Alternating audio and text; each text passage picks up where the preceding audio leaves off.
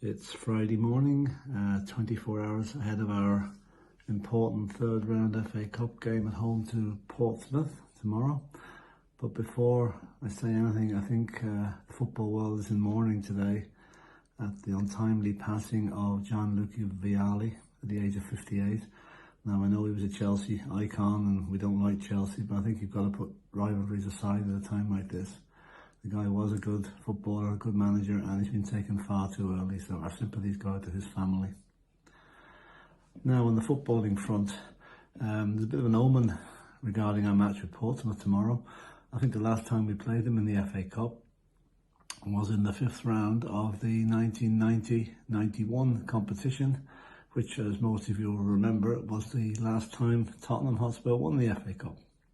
Far too long, 32 years, way too long.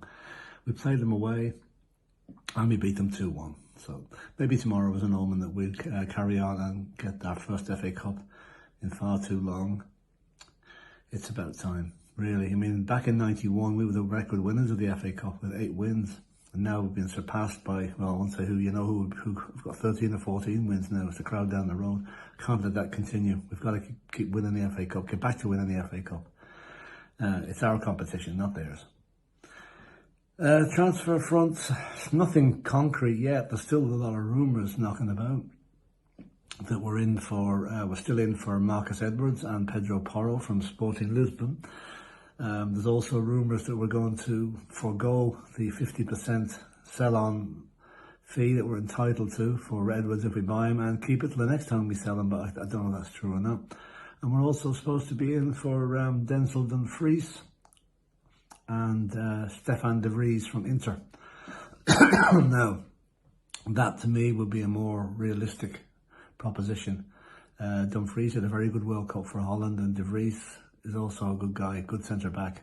I know he's probably up at the upper end of the age scale that we'd be going for, but I think we need a centre-back, and I hear that Antonio Conte isn't entirely convinced that Porro has the physical attributes to stand up to the rigours of the Premiership, so I'll have to wait and see what happens there.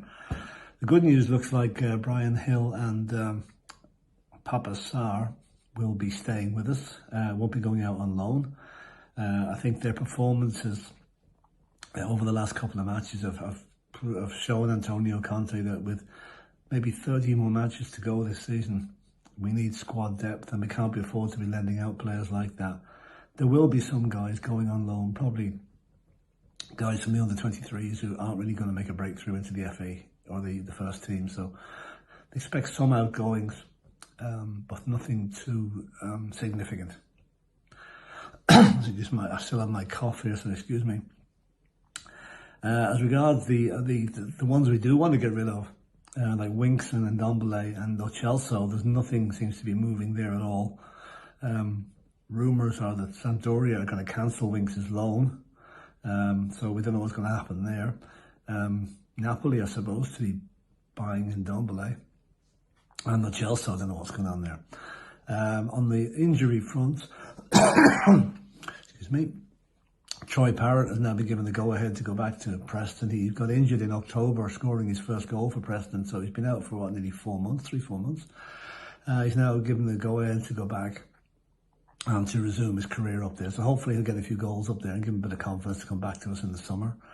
Dane Scarlett is an interesting one. He was tearing up trees for Portsmouth under the previous management. I think he's played 21 matches and scored 3 goals for them.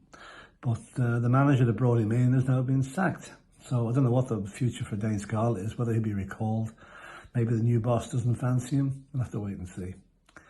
And seems to have, the letter that the Supporters Trust sent into the club seems to have raised a few eyebrows. They asked some very pertinent questions, and it will be interesting to see does the club answer them truthfully. And I think that if they do, then that may give us all a bit of comfort going forward, we hope. But if they don't, if they try and skirt the questions or dodge the answers, then things are just going to get a little bit worse on the protest front. So anyway, that's about it. 12:30 kickoff tomorrow, I think. Expecting a good win. I'm expecting team changes, but we should be too good for Portsmouth, who are in League One now. They're not even a championship side at the moment. And it would be absolutely wonderful to see Harry Kane equal Jimmy Greaves' record tomorrow. I say equal because I want him to beat it against Arsenal the following week, because that would be the most significant team to get Jimmy Greaves' record is against the old enemy. So hopefully that is the way it happens. So in the meantime, we'll see how we go on tomorrow, and come on, you Spurs.